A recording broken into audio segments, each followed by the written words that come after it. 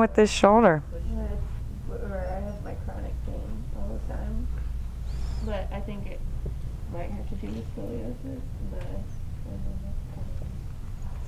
Can you Okay. show us if you see the Scoliosis or the epidural?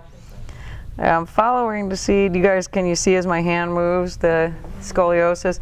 Your epidural was right in here, wasn't it? Yeah, and I thought I felt something funny over the bone, but maybe that wasn't the area. I can't. Okay, and you can see she's puffy. That should not be there. You can see, look at that bubble forward as I work on, just press on it. So that is congestion. I don't know what the congestion is from. Is it cerebral, is it spinal fluid that should have been seeping out and dissipating through here?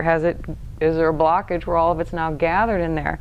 Normally if I work over somebody with the cup and it starts burning, I have a good idea there's some spinal fluid in there still. What about lipomas? Those are fun to work with. They really are. Is that healthy? It's a form of congestion to me.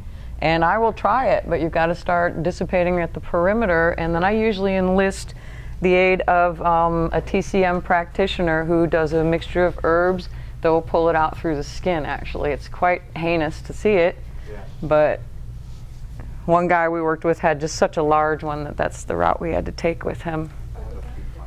The lipoma. All right. I'm going to crack this open over lunch, see if I can make it quiet. But let's take a cup and assess her. So I'm going to go on straight suction. So I turn this off. This is straight suction only. Make sure this is not all the way over.